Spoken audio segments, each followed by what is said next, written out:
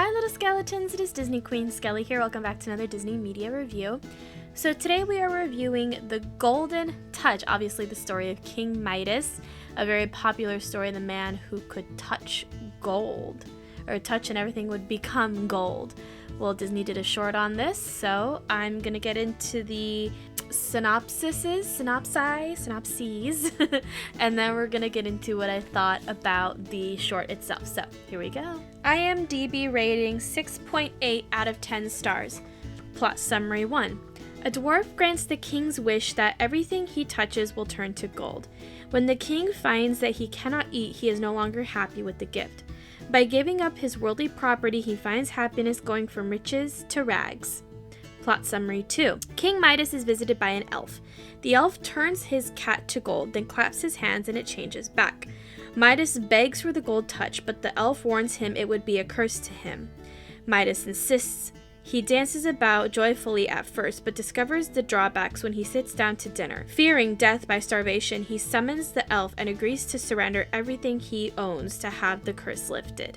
So I actually agreed with IMDb. I gave this 6.8 out of 10 skulls, and here are my thoughts. So in the beginning, he's actually counting all his gold, and he's at like 1,200,000,000 something. And I'm sitting there like, 1, who has the time to count all their money like that? And 2, how long would that actually take? Like, how long would you be sitting there to count all that kind of money? He also sneezes like Sneezy, just super cute.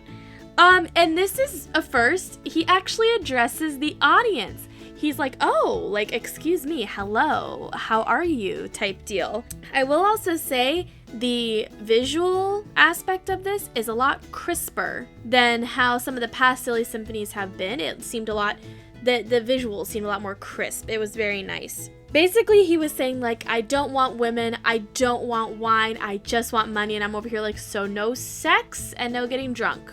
All for money. Okay, you do you, buddy. And he wants more. He wants more than the billions he already has. And I'm sitting here like, you want more than that? I would kill for $1 billion right now. I guess greed is a thing. Okay, so obviously the elf showed that there was a way to undo it.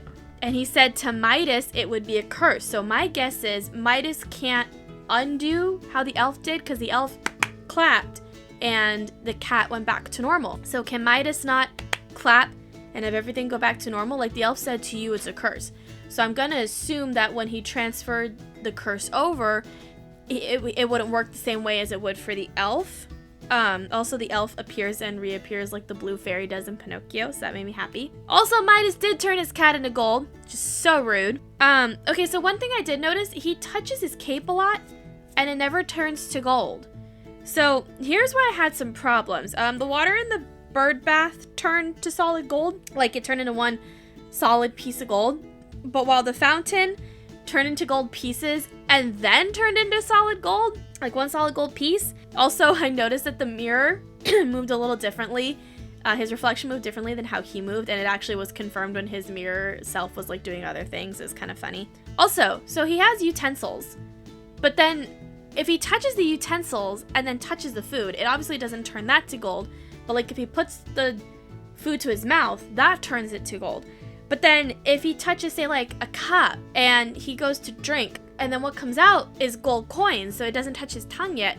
So does what he touch on, like, say, a vessel inside will turn to gold?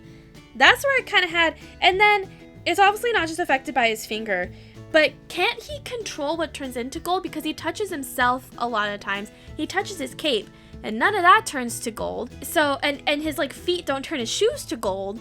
His skin doesn't turn his clothes to gold. So could he control what turned to gold? Like, it just seemed kind of inconsistent. He also gave up everything for a burger. Did not know they had burgers in medieval times. But anyways, those are really the only like issues I had with it. It was just kind of inconsistent with how things turned to gold. Let me know if you can make more sense of it in the comment section down below. I'd greatly appreciate it. But other than that, that is it for today's Disney Media Review. Thank you all so much for watching. If you've seen The Golden Touch, let me know your thoughts about it in the comment section down below.